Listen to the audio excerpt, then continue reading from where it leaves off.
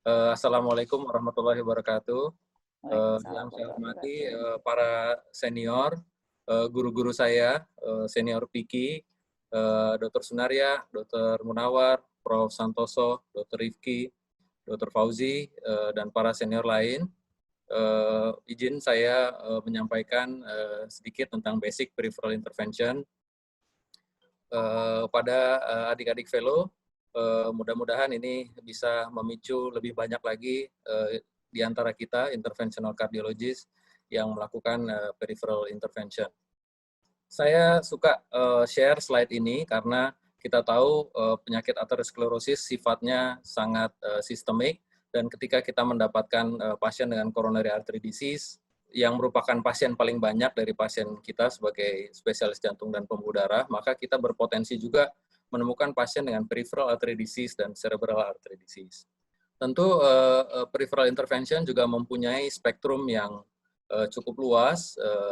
Kalau di banyak buku dikatakan bahwa skupnya termasuk ekstrakranial, karotid, dan vertebral artery, mesenteric dan renal artery, aorta, vena, dan upper dan lower extremities. Tentu dalam waktu 30 menit kita tidak bisa bahas semua, dan mungkin kita akan berkonsentrasi pada lower extremity. Nah, apa indikasi dari peripheral intervention? Seperti halnya juga di kardiologi, tidak semua stenosis harus kita intervensi, tentu ada kriteria-kriteria yang menyebabkan kita perlu melakukan intervensi. Yang pertama adalah critical limb ischemia. Kita tahu critical limb ischemia, teman-teman sekalian, ini ditandai dengan dua hal. Yang pertama adalah non-healing ulcer, yaitu luka yang tidak bisa sembuh dengan pengobatan apapun, maka ketika ia disebabkan oleh stenosis atau oklusi daripada arteri yang merupakan feeding artery, maka kita wajib melakukan revaskularisasi dalam rangka penyembuhan luka. Yang kedua adalah resting pain, yaitu kondisinya tidak ada luka, tetapi dia terus-menerus merasa sakit, sehingga kalau di angina, di jantung mungkin kita kenal sebagai angina, resting angina. Jadi dalam keadaan apapun, dalam keadaan istirahat pun dia tetap mengalami nyeri pada kakinya. Kemudian yang disebut lifestyle limiting claudication. Jadi dia punya claudicatio, dalam keadaan exercise dia nyeri, dalam keadaan istirahat dia hilang. Tetapi dia sangat mengganggu sehingga gaya hidupnya mau bekerja apapun dia nyeri. Nah, itu merupakan indikasi dari intervensi. Kemudian preserving inflow to lower extremity untuk anticipated maupun existing bypass. Jadi misalnya ada kasus kita sudah pernah melakukan femoropopliteal bypass, tapi kemudian terjadi stenosis pada arteri iliaka. Maka kita melakukan preservasi flow bypass tersebut dengan melakukan intervensi pada iliaka yang merupakan supplier dari arteri femoralis. Nah, ini juga penting procurement untuk akses untuk transfemoral intervention. Kita ketahui sekarang banyak sekali tindakan-tindakan intervensi yang beralih dari bedah menjadi tindakan perkutan, dan itu membutuhkan akses yang sampai saat ini masih memerlukan akses yang cukup besar, yaitu dari arteri femoral. Misalnya kalau kita mau lakukan TAVI, teman-teman, itu akses delivery sheet-nya sekitar 18 French. Demikian juga endovascular repair untuk thoracic maupun abdominal aorta itu rata-rata menggunakan 15-20 French, sehingga tidak bisa kita lakukan dari akses lain kecuali dari akses femoral.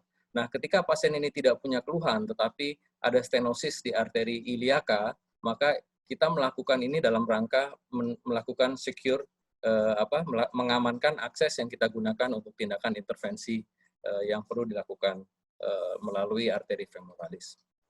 Sedikit review tentang anatomi daripada arteri lower limb, ekstremitas bawah. Kita tahu ini adalah aorta distal, kemudian dia bercabang menjadi dua arteri iliaka, iliaka yang proksimal disebut iliaka communis, kemudian iliaka externa, ini iliaka interna, kemudian menjadi common femoral artery, tempat di mana kita paling sering puncture. Kemudian ini superficial femoral artery, ini profunda artery, ini dua arteri yang penting untuk perdarahan otot, dan kemudian superficial femoral artery akan terus lanjut menjadi popliteal artery. Dia course-nya kemudian ke belakang, ini penting, dia ada di belakang. Kenapa penting? Karena kita bisa saja menggunakan akses dari poplitea dan kita puncture-nya dari belakang. Kemudian dia course-nya ke depan dan menjadi tibio-peroneal trunk dan akan terbagi menjadi 3 pembuluh darah, yaitu tibialis anterior yang ke depan, tibialis posterior yang ke belakang, dan kemudian di tengah ada arteri peroneal yang asalnya maupun perdarahannya bisa bervariasi. Nah, ini kalau kita lihat di sini di belakang popliteal artery adanya di belakang sini, kita kadang-kadang gunakan sebagai akses untuk intervensi daerah yang lebih proksimal. Nah, ini kalau kita lihat lebih jelas, anterior tibial artery, di sini ada yang disebut arcus plantaris, dia kemudian menghubungkan tibialis anterior dengan tibialis posterior. Nah, kalau kita lihat daerah yang berwarna hijau, ungu, dan merah muda ini, itu yang disebut sebagai angiosom. Teman-teman sekalian, kalau kita lihat di jantung ada RCA territory, ada LAD territory, dan circumflex territory, maka ini juga mempunyai teritori. Teritori yang di sini diperdarahi oleh tibialis anterior, yang di sini tibialis posterior, dan di sini oleh peroneal. Jadi di mana ulkus itu berada menjadi penting untuk kita menentukan prioritas pembuluh darah mana yang harus dibuka. Karena menurut guideline kita harus melakukan yang disebut straight line. Kalau dia adanya di sini, daerah tibialis anterior, maka kita harus membuka tibialis anterior, dorsalis pedis, tibialis anterior, terus sampai ke atas, sampai kita yakin bahwa aliran darah menuju ulkusnya menjadi membaik. Itu yang disebut straight line berdasarkan angiosom dari lower limb. Nah, bagaimana penampilan angiografinya? Ini kita sering melihat gambaran yang kita pakai seperti ini, gambaran koroner. Kita bisa melihat tulang, ini bagian yang penting juga, karena kadang-kadang ketika kita menggunakan kontras sudah cukup banyak, atau pasiennya mengalami chronic kidney disease, kita tidak bisa menggunakan kontras banyak-banyak, maka peranan bone marker di sini pada peripheral intervention sangat penting. Jadi misalnya kalau kita mau balon di sini, kita bisa ingat saja, oh dia batasnya kira-kira di vertebral nomor sekian. Jadi kita bisa menggunakan tanpa tes kontras untuk melakukan balon angioplasty atau stenting. Nah, ini yang disebut digital subtraction angiography, teman-teman. Kita bisa melihat secara lebih jelas anatomi pembuluh darah dan kolateralnya. Tapi kita kehilangan bone marker. Nah, di sini untuk iliaka ada iliaka interna, teman-teman. Umumnya tidak kita perlukan ketika kita menggunakan stent yang biasa atau bare metal stent, tetapi ketika kita menggunakan cover stent, misalnya pada FR, endovascular aortic repair, atau ketika terjadi ruptur, maka sangat penting kita memvisualisasi iliaka interna. Karena kalau kita tutup dua-duanya, kebetulan kita pasang cover stent dua-duanya, maka akan terjadi pelvic ischemia. Nah, untuk memvisualisasi dari iliaka interna ini, kita perlu melakukan view sedikit lateral, oblik, 30 derajat ke ipsilateral. Ini kalau kita lebih turun ke bawah, ini adalah common femoral artery, tempat kita biasa puncture. Kemudian di sini ada bifurcatio. Bifurcasionya memisahkan antara yang di sini disebut profunda artery, dan ini adalah superficial femoral artery. Kita lihat di sini kembali, digital subtraction angiography memperlihatkan kolateralnya dengan sangat jelas, sementara view angiografi yang biasa bisa kita gunakan untuk bone marker sebagai tanda dilakukannya intervensi, entah dengan balon atau dengan stent. Teman-teman sekalian, di banyak center banyak digunakan ruler, penggaris seperti ini, karena lesi superficial femoral artery biasanya panjang, bisa sampai 30 cm, sehingga dengan menggunakan meteran ini kita bisa memperkirakan berapa panjang balon atau berapa panjang stent yang kita gunakan untuk melakukan predilatasi atau stenting. Ini kalau kita ke bawah lagi, teman-teman, ini below the knee angiographic view. Kita lihat di sini tibio-peroneal trunk, ini ke depan, yang kita sebut tibialis anterior, ini tibialis posterior, dan ini peroneal. Di bawah, kalau kita lihat, yang paling penting di sini tibialis anterior dan tibialis posterior itu membentuk komunikasi yang disebut arcus plantaris di sini, teman-teman. Dan ini juga penting ketika misalnya lokasinya ada di lokasi ulkusnya sebetulnya berada di teritori dari tibialis posterior, tetapi kita tidak mampu membuka tibialis posterior, maka kita bisa membuka tibialis anterior dan berusaha sebaik mungkin untuk membuka arcus plantaris. Dengan terbukanya arcus plantaris ini, maka ulkus di daerah chance untuk kesembuhan pada ulkus di daerah yang sebetulnya diperdarahi oleh tibialis posterior akan menjadi lebih baik. Nah, kita perlu juga mengenali lesi-lesi berdasarkan klasifikasi dari TAS2. Jadi TAS2 membagi TAS A, B, C, dan D, di mana semakin ke belakang itu semakin complicated. TAS A itu umumnya relatif pendek dan tidak total oklusi. TAS B lebih panjang sedikit atau total oklusi tetapi pendek. Ini TAS C dan D, kita lihat semakin lama semakin complicated, bilateral total occlusion atau tidak bilateral total occlusion tetapi panjang. Dan ini kalau kita lihat aortoiliak yang seperti ini, total oklusi dari bawah renal sampai kedua arteri iliaka, atau ketika panjangnya lebih dari 15 cm, atau bilateral, atau ketika ada aneurism disebut TAS D. Nah, pentingnya klasifikasi ini adalah rekomendasi awal. Ketika dia berada pada klasifikasi TAS E dan TAS B, maka endovaskular adalah pilihan pertama. Sementara pada TAS C dan D, surgical bypass atau atherectomy adalah pilihan utama initially.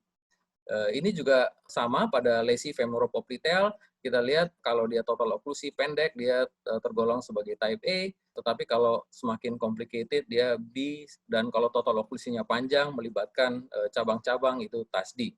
Lesi below the knee juga sama, semakin complicated, dia termasuk TAS A, B, C, atau D, dan kita lihat bahwa TAS D sebetulnya initially recommendation-nya adalah operasi bypass. Tetapi ada tapinya, teman-teman sekalian, di zaman sekarang ini kita dibolehkan untuk melakukan yang disebut endovascular first approach.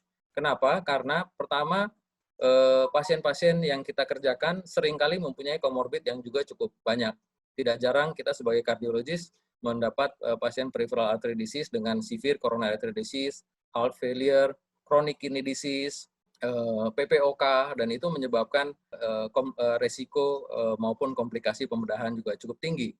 Sehingga endovascular first approach itu dapat digolongkan sebagai tindakan yang cukup safe. Yang kedua, ketika kita melakukan endovaskular dan tidak berhasil, itu tidak mengeksklud kemungkinan untuk dilakukan operasi bypass. Jadi pada center-center yang maju, pada pasien-pasien yang cukup complicated, walaupun dia tergolong sebagai TAS C dan D, endovascular first approach tetap dibenarkan. Ya, walaupun lower limb menjadi satu kesatuan, tetapi berdasarkan lesinya kita bisa memikirkan bahwa approach yang digunakan bisa berbeda-beda. Contohnya saja teman-teman, untuk lesi iliaka, ketika dia adanya di daerah sini, tidak terlalu proksimal, maka kita bisa melakukan approach-nya dari femoralis ipsilateral maupun dari kontralateral. Kalau dia adanya sangat proksimal dari arteri iliaka, maaf ini gambaran skematik saya, ini renal artery, aorta, aortoiliak, teman-teman sekalian, ini femoral artery. Nah, kalau dia adanya di proksimal, maka kita approach dari kontralateral biasanya tidak cukup kuat dan kita hampir selalu mental di sini karena kateter kita tidak engage secara baik. Maka yang dianjurkan adalah dengan melalui femoral yang ipsilateral atau kita menggunakannya dari atas, dari brachial artery atau dari radial artery. Kalau perlu kombinasi. Nah ini kalau panjang seperti ini kita bisa gunakan 2 approach atau 3 approach, dari kontralateral, dari proksimal, dari ekstremitas atas maupun dari bawah. Kita bisa dari popliteal artery atau dari distal superficial femoral artery.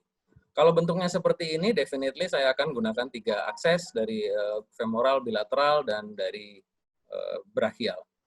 Nah ini pada superficial femoral artery juga sama teman-teman, kalau dia adanya di proksimal tapi mempunyai stam yang baik, kita approach pertama adalah melakukan secara kontralateral. Jadi dari femoral artery kontralateral.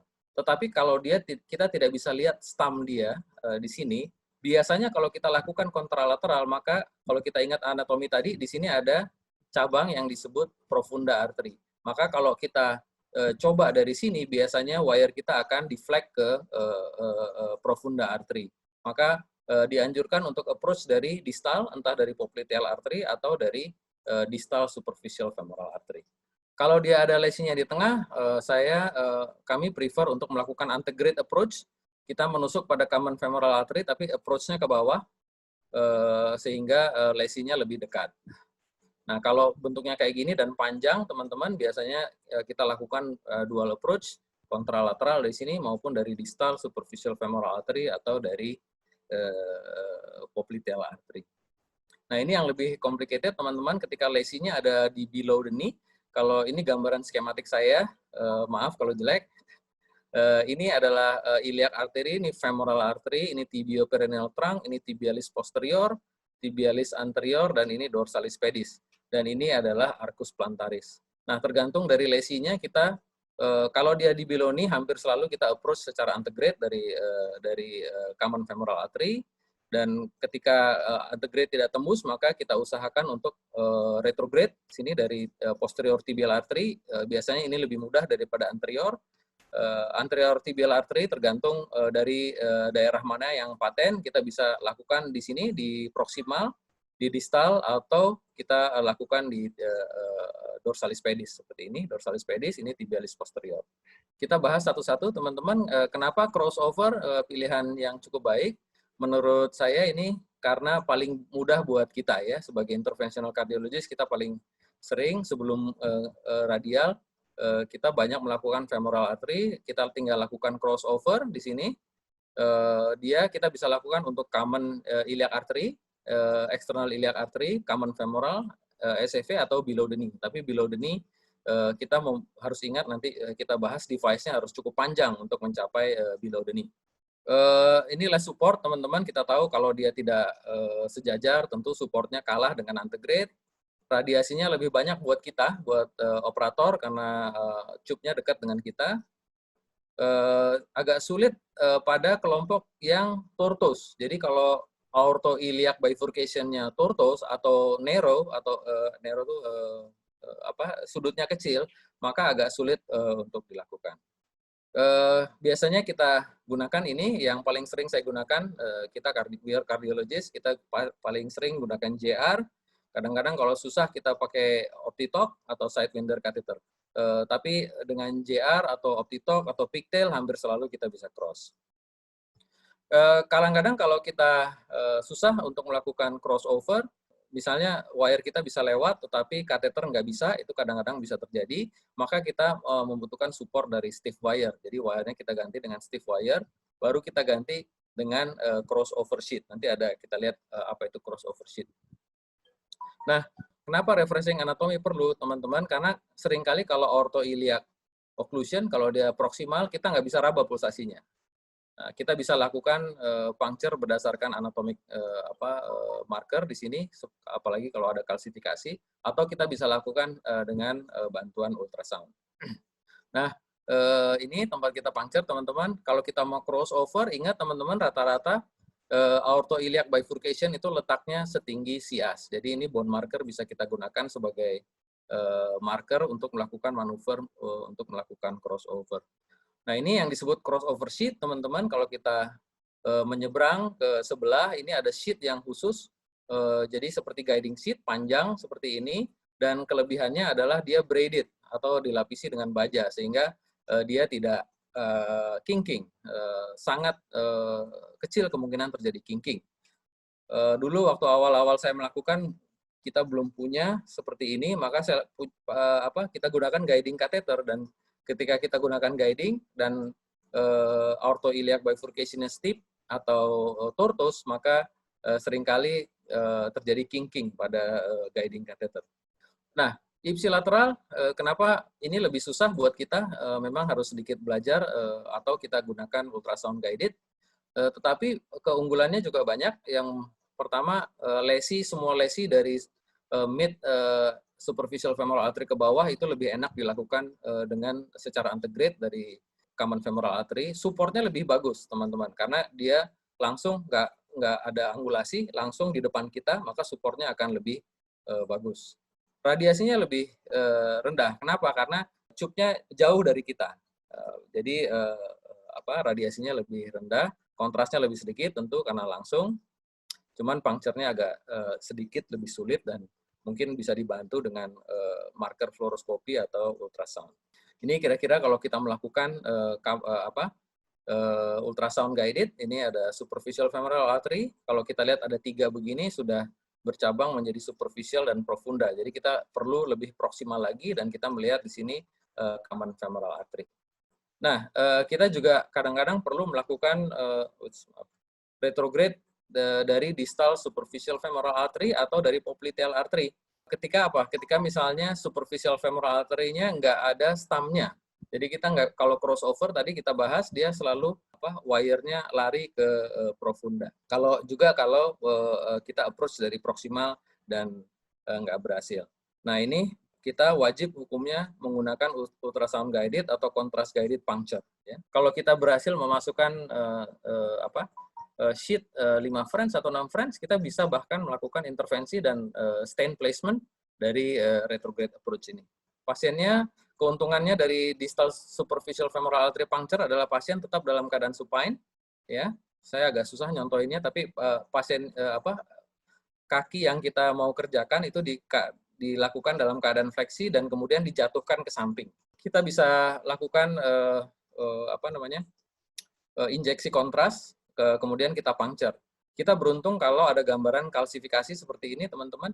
Nah, kita bisa langsung puncture dengan jarum. Tetapi kalau tidak ada, kita injek kontras dari atas dan kita bisa tusuk distal superficial femoral artery. Ini kalau kita lakukan untuk untuk popliteal artery, ingat posisi kekurangannya, kelebihannya lebih gampang dilakukan daripada dalam keadaan supine, tetapi dia adanya deep sini kalau kita ukur dari skin sampai popliteal artery cukup jauh, sehingga wajib hukumnya kita menggunakan ultrasound guided puncture. Ingat di sini ada popliteal vein yang biasanya lebih superficial. Jadi kalau kita tusuk biasanya agak lebih menyamping untuk mendapatkan popliteal artery.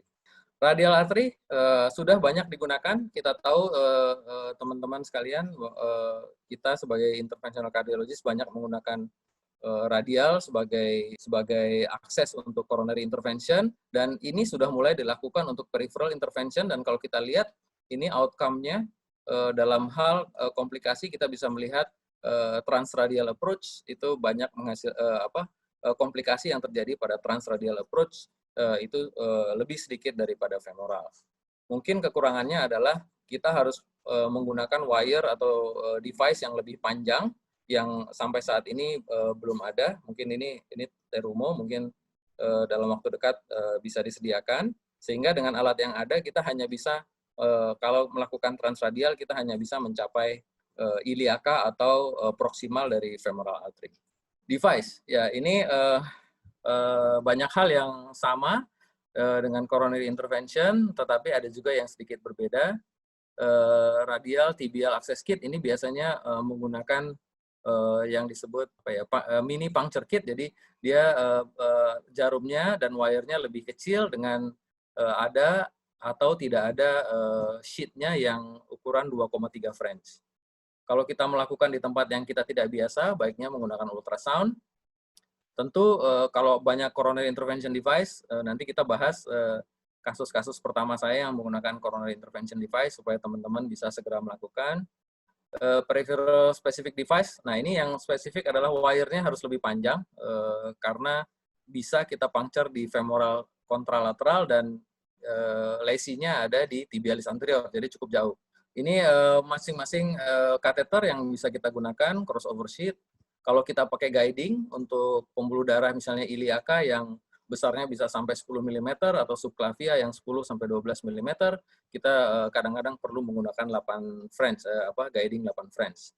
Support catheter ini sama seperti kalau kita mau CTO koroner juga ada support catheter, ada re-entry device, nanti kita lihat sama-sama. Kadang-kadang kita perlu snare, kalau kita dual access, balon dan stent sesuai ukuran dari arteri. Nah ini coronary wires, microcatheters, peripheral wires. Nah ini juga perlu teman-teman, kita kalau di koroner itu hanya ada satu platform 14, tetapi kalau dari perifer itu ada 14, ada 18, ada 35. Nah ini perlu diketahui teman-teman, jangan sampai kita menembus lesi dengan wire 35, tapi platform balon kita 18. Jadi kita nggak bisa memasukkan balon 18 ke wire 35. Tapi kalau sebaliknya bisa, kalau kita menembus dengan 18, kita bisa menggunakan balon 35. Exchange wire kadang-kadang kita perlu, tergantung dari balonnya. Nanti ada juga kita bahas kenapa kita perlu exchange wire atau wire yang panjang. Stiff wire tadi untuk daerah-daerah yang tortuous. Untuk CTO bervariasi antara 1 gram sampai 30 gram. Nah, ini guiding sheet, teman-teman. Guiding sheet itu adalah gabungan dari sheet dan guiding catheter. Jadi kita bisa menggunakan sheet tersebut untuk sebagai guiding. Nah, jadi kita bisa seperti menggunakan guiding catheter tapi dia sheet. Jadi kita bisa tes dari sini dan ujungnya adalah guiding, delivery sheet.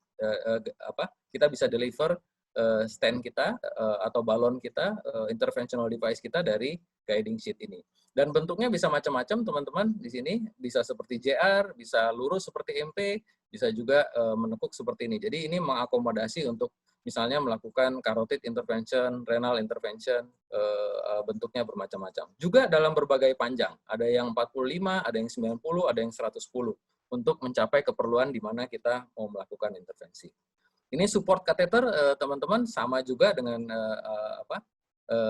koroner ketika kita membutuhkan support untuk menembus lesi, di perifer juga ada, cuman bentuknya lebih panjang. Lagi-lagi support kateter ini juga ada yang 14, ada yang 18, ada yang 35. Dan bentuknya juga seperti ini, bisa angulated seperti ini atau straight, ya, tergantung keperluan kita mau melakukan pada lesi yang seperti apa dan pembuluh darah yang bentuknya seperti apa. Nah, balon juga kita perlu tahu, teman-teman. Jadi, kalau di perifer ada over the wire, ada rapid exchange. Kenapa kita perlu tahu dia over the wire atau rapid exchange? Karena kita harus tahu nih, kalau over the wire, tentu wire yang ada di luar itu harus panjang. Karena kalau dia pendek, maka wire kita akan tenggelam di dalam balon. Mungkin wire-nya sampai sini, tapi balonnya udah mentok, wire-nya belum keluar. Tetapi kalau rapid exchange, kita tidak perlu wire yang panjang di luar. Ya, jadi di sini. Tadi sudah saya sebutkan 35, 18, dan 14. Jangan sampai tertukar. Nah, ini juga sheet dan guiding compatibility. Jadi masing-masing device, entah balon, entah stand, itu akan memperlihatkan berapa kompatibilitasnya dengan sheet atau guiding. Dan teman-teman jangan dilihat dari berapa French-nya, karena masing-masing inner diameter dan outer diameternya berbeda-beda. Sebagai pengalaman, saya pernah melihat anjurannya di balon 6 French. Ketika saya menggunakan guiding 6 French, dia tidak bisa masuk karena outer diameternya balon lebih besar daripada inner diameternya sheet. Ya, jadi kita harus pastikan benar outer diameter device dengan inner diameter sheet atau guiding catheter. Kemudian length, panjangnya. Shaft length ini juga berbeda-beda, teman-teman, antara shaft itu panjangnya balon dari ujung sampai ke ujung. Jangan sampai kita melakukan crossover atau kita dari radial mau balon ke iliaka atau ke superficial femoral artery, tapi shaftnya 75, itu nggak bakal sampai, ya. Jadi ada yang 75, ada yang 135, ada yang 150. Jadi kita harus tahu panjang shaftnya ini, jangan sampai ketukar. Nah, stand juga kita mengenal yang disebut balon expandable stand. Ini seperti ini, teman-teman, balon expandable stand sama kayak koroner. Dan juga satu lagi yang mungkin kita harus lebih berlatih melakukan self-expandable stand. Kenapa kita harus berlatih untuk self-expandable stand? Karena kita handle-nya dari luar seperti ini, teman-teman. Dan biasanya placement-nya dia bisa naik turun. Nggak se-precise melakukan standing dengan menggunakan balon expandable stand. Jadi, kalau kita kurang hati-hati, dia bisa jump forward, dia maju ke depan, atau dia mundur ke belakang, sehingga lesi yang kita sasar tidak tercover. Nah, ini kelebihan dan kekurangan daripada balon expandable stand versus self-expandable stand. Biasanya dia lebih fleksibel kalau self-expandable stand, dan lebih mempunyai long-term patency yang lebih baik. Kalau balon expandable stand, dia mempunyai radial strength yang lebih kuat, jadi biasanya kalau kita pasang self-expandable stand, dia belum mengembang, kita terpaksa melakukan post dilatasi. Sementara kalau balon expandable stand, dia biasanya mempunyai radial force yang lebih kuat, dan kita cukup menggunakan balon yang ada di dalam stand. Nah, ini dia banyak digunakan untuk ostial. Kenapa? Karena dia placement-nya lebih akurat daripada self-expandable stand. Kadang-kadang kita menggunakan cover stand. Kapan kita menggunakan cover stand? Ketika kita misalnya ruptur, ya. Kalau ruptur kita pakai cover stand. Untuk mengeksklud trombus. Jadi kalau ada trombus kita pasang cover stent, kita berharap dia kegencet ke dinding, jadi tidak menyebabkan distal embolisasi. Nah, bagaimana kita crossing lesi? Kalau dia tidak total oklusi, tentu hal yang pasti teman-teman semua bisa. Kita melakukannya secara intraluminal dan itu sama dengan koroner. Saya kira teman-teman semua pasti bisa. Ketika kita berhadapan dengan lesi yang total oklusi seperti ini, kita bisa mempunyai opsi yang disebut subintimal angioplasty seperti ini. Jadi kita sengaja atau tidak sengaja, kadang-kadang tidak sengaja kita masuk ke subintimal dan kita dorong terus sampai melewati lesi dan kita re-entry, masuk ke dalam true lumen lagi setelah itu. Nah, ini disebut Bolia teknik karena ditemukan pertama kali oleh Dr. Roberto Bolia, seorang interventional radiologist. Nah, ini teknik yang cukup baru yang disebut percutaneous bypass, teman-teman. Jadi dengan teknik yang cukup kompleks, dari arteri kita tembuskan ke vena, setelah melewati total oklusi, dari vena kembali lagi ke arteri. Dan kemudian dipasang cover stent. Tentu ada syarat-syaratnya, salah satunya yang paling penting adalah venanya harus cukup besar, sehingga pemasangan cover stent di sini tidak menyebabkan trombosis, di vein trombosis. Ini teknik yang juga mulai digunakan pada lesi yang sangat complicated, terutama di below the knee, yaitu membuat AV fistula. Jadi sengaja membuat venanya menjadi feeding artery dengan cara membuat AV fistula seperti ini. Umumnya dilakukan pada distal foot. Jadi kalau kita dibuat arteriografi arteri below di ankle-nya itu udah nggak ada harapan untuk dilakukan revaskularisasi, maka dilakukan switching ke arah AV fistula. Nah, teman-teman sekalian, mungkin sedikit kenapa coronary dan peripheral intervention itu penting. Kita tadi sudah kita bahas puncture, wiring, catheter handling, crossing, balon dan stent itu sangat mirip dengan coronary intervention. Nanti ya kita lihat sedikit intravascular imaging, re-entry device dan debulking device. Kita lihat ini misalnya peripheral intervention belajar banyak dari coronary intervention dalam hal ini. Ini lesi total occlusion dengan menggunakan ditembus dengan CAR teknik, kemudian diikuti dengan teknik yang sama untuk peripheral yang disebut safari teknik. Intinya adalah dari distal dan proximal dilakukan balon untuk memecahkan plak dan kemudian berharap bahwa subintimalnya ketemu di dalam satu space dan akhirnya space dari bawah dan dari atas ketemu. Ini disebut safari teknik atau rendezvous teknik yang belajar banyak dari CAR teknik. Intravascular imaging, teman-teman kita tahu sekarang mungkin IFUS sudah menjadi normal untuk coronary intervention karena hasilnya jauh lebih baik. Dan kita tahu bahwa selain di arteri iliaka, tingkat restenosis dari peripheral intervention cukup tinggi, dan mungkin dengan imaging, intravascular imaging, kita bisa memperbaiki outcome dari peripheral intervention. Ini contoh ketika stand-nya tidak mengembang sempurna secara angiografi, sudah kelihatan tapi tidak terlalu terlihat, tapi kita bisa lihat jelas dengan IFUS bahwa stand di superficial femoral artery-nya tidak mengembang dengan sempurna. Tentu saja ini jelas mempengaruhi outcome. 2 menit lagi ya. Re-entry device ini kita belajar juga dari justru kebalikannya, mungkin coronary wires, coronary intervention belajar dari peripheral karena re-entry device ini menggunakan ultrasound juga ini crossboss re-entry device. Debulking device, ini juga debulking device digunakan untuk peripheral intervention, belajar dari coronary intervention. Kita lihat ini lesi yang total oklusi dengan debulking, hasilnya menjadi lebih baik.